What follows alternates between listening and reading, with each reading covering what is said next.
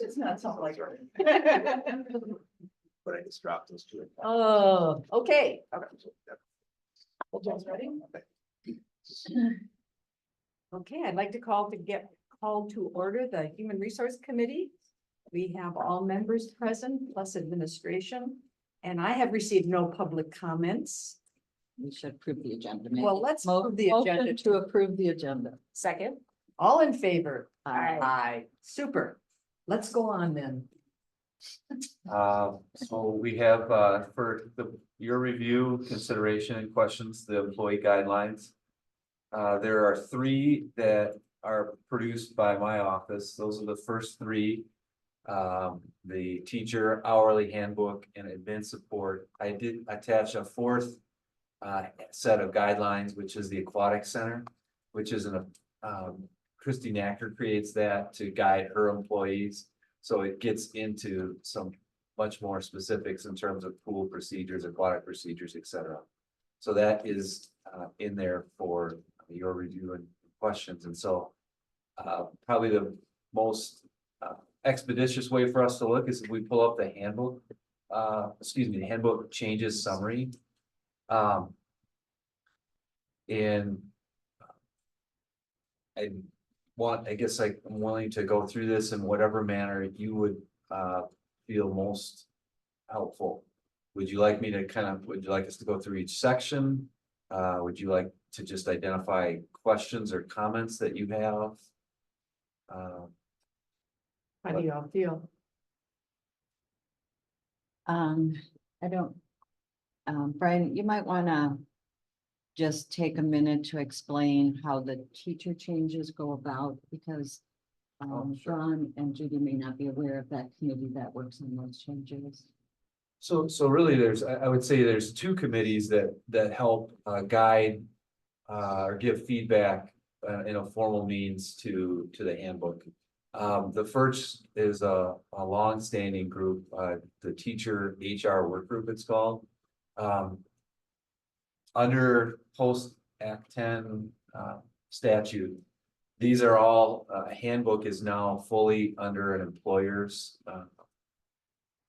responsibility, and it's not something that can be negotiated. However, the district has had a long-standing practice of being collaborative in that process and getting feedback. And so we have a committee of both union representatives, teachers and non-union teachers, and we meet, this year we met 4 times, where they bring forward concerns, or I bring things that I have heard from either individual teachers or administrators. We talk about or we review the language that's in there for clarity and those types of things. And then a second group, which is sunsetting this year, is the Teacher Compensation System Committee.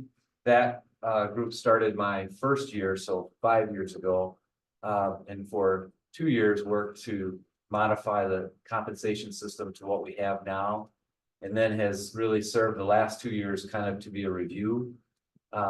And what we have done in this handbook is administratively brought forward the idea to them that instead of reviewing or consistently reviewing and touching upon these things and discussing them, as prior to 5 years ago, the financially related items, the handbook sat for, let's say, a really long time without an adjustment.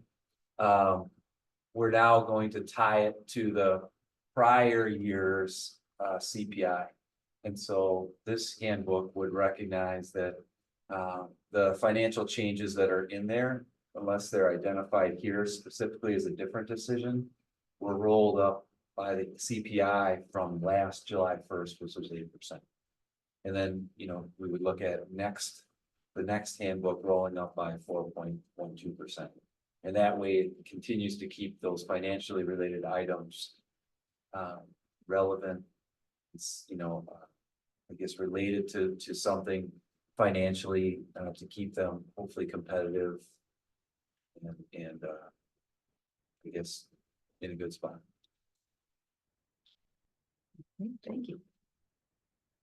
So is there an idea how you'd like to go through this? I, I didn't see any concerns in the teacher book, but I do sit on that committee and I've heard those discussions, and I think it's just, it's wonderful that we collaborate with them and we get them to kind of sign off on these changes, and they're very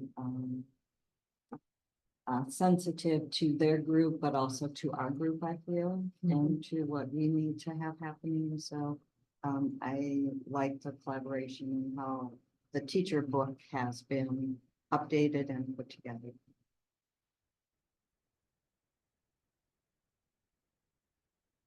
It was pretty straightforward, and we had been introduced to some of this in Mhm. other meetings and other contexts, so I didn't have any questions either. In the hourly one, the other thing that Brian is great at doing is if the teachers change something, like we had a change in personal time, so there's 2 extra personal days and 2 less sick days, but that happens then in all the other books. So once the teachers kind of collaborate and make a shift, then it gets shifted in the other books. And so some of the changes are based on that. I think at some point in the future, we've, over my time here, we've taken what we did originally have 5 handbooks, we melded them down to 3. And we've really worked to make them consistent between the different groups. There's obviously nuances or differences between each because, difference between an hourly employee or a salaried employee there are some significant differences, but in areas, as Joan mentioned, where we can try to align them.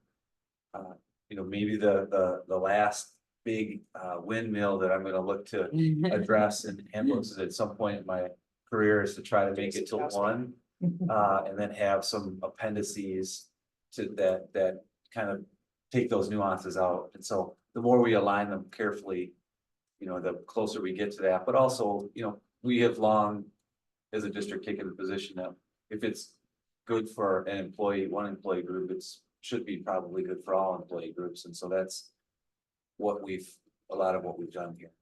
Do you have a representative from the hourly group on that committee that this is? We don't, in terms of the teacher handbook. What we do is really rely on a lot of, for example, my office hours throughout buildings. Or we have probably the group that I've met, like, for example, the most this year is I've been with the custodial group, the head custodians particularly a couple times this year, and I'm trying, gathering their feedback and things and hearing things there. There are a couple things I did want to point out in the hourly handbook just to highlight if we could scroll. So a little bit, yeah. So the first is I think they're in response to some of this type of feedback. The first is in the compensatory time section. Yeah. What we had done, again, just a review of comp time. Comp time is an option that employers can provide to hourly employees. If someone goes beyond 40 hours in a week, they are required by law to be paid overtime, which is time and a half. Or you can offer a choice to the employee between overtime and taking that as compensatory time. And so we have, again, historically, I'm not sure when that came into place, but that's been in place for a long time. But one of the things that we had is we had 2 time periods that people could use that in. They had to use the first half of the year by June 15th. The second half of the year, they had to use it by December 15th, or we paid them out. And feedback I'd gotten was that our office staff, as admin assistants in particular, really would have liked to use their comp time over the summer on those Fridays. And so what we have done here is extended kept the amount of comp time someone can build over the course of a year the same, but just allowed them to use it over 12 or not quite 12 months. Because the reason we have a December 15th deadline is so that if they have not used it, we pay them out for it in the year that they've earned it. for tax purposes. And so, we couldn't set a system up that allows them to use it either during, the summer and over winter break. So we took the longer of the two, and went using it over summer break.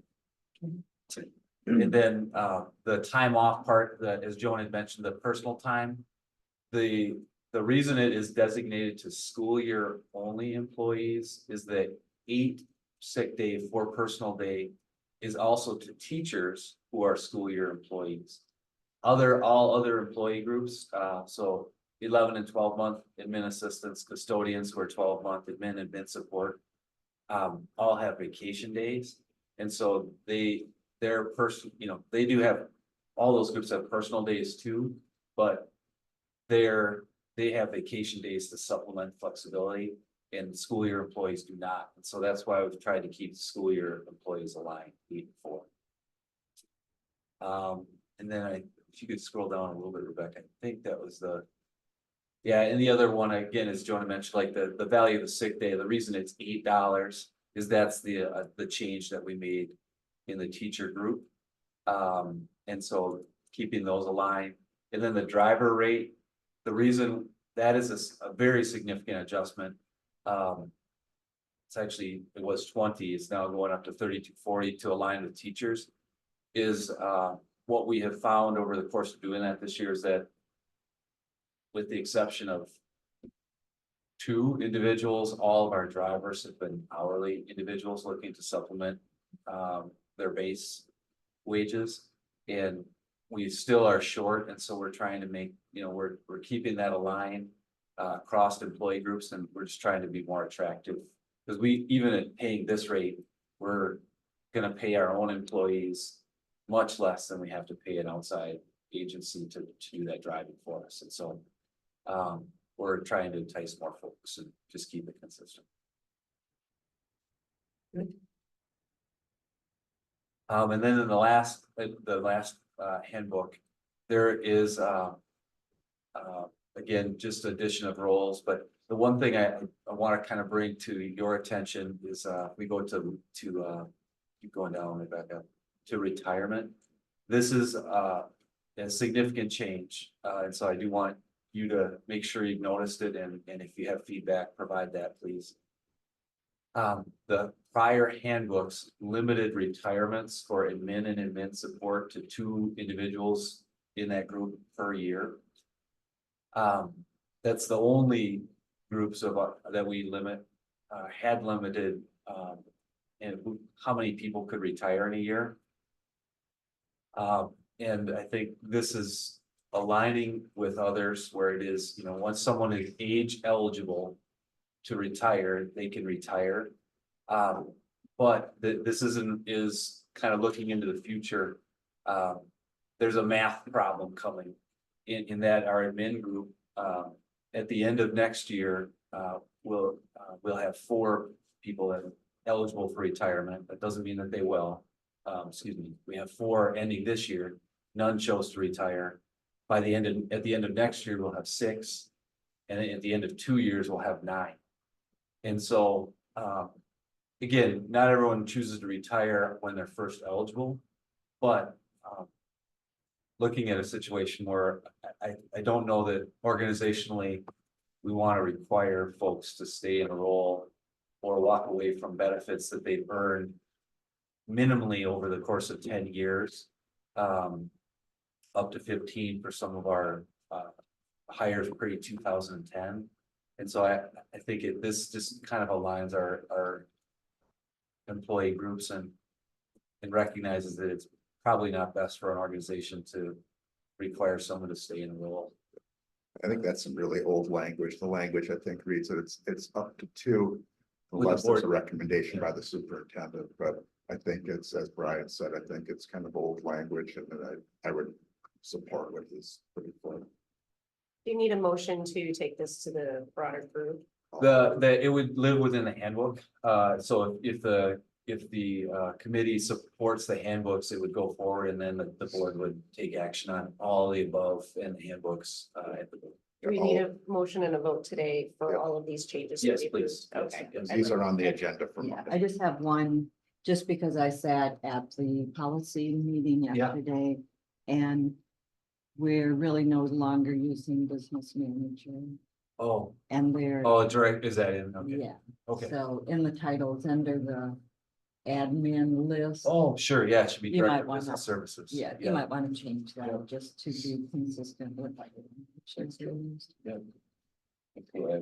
Motion to approve these changes alongside the edit that Joan just indicated.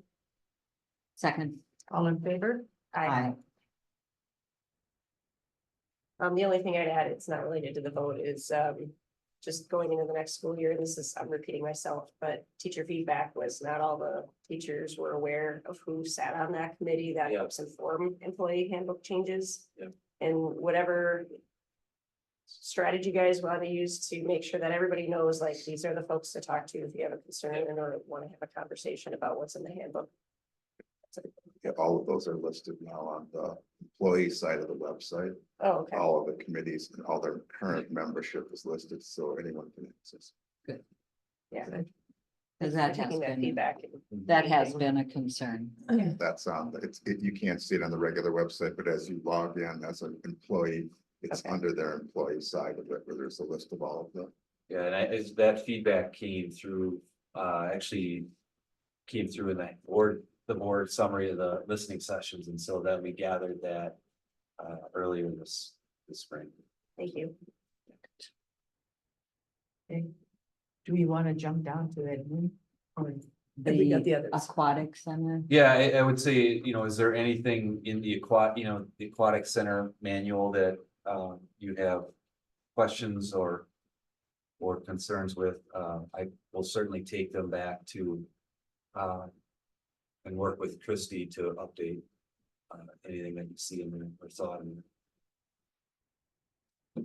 Didn't have any questions yet. I did not have any questions. No.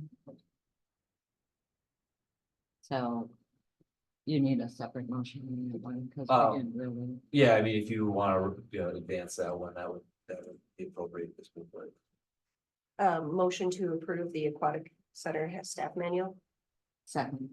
All in favor? Aye. Aye. And that was the last of our regular business for the really for the school year, similar to the last school year. At this time, there really isn't anything on the horizon for the summer, for this committee. That could very well could change, but I don't foresee that changing at this time, so we would likely be kind of taking a break to school year. And then one thing that I think is forthcoming, coming to our futures, we have, an annual review of our insurance offerings. That could be a deeper, larger project next year in the health, especially in the health insurance realm. And so as we that becomes more clear over the summer. And as the insurance committee starts going next school year, I probably will be engaging with this group just keep you informed and updated as to what we're talking about.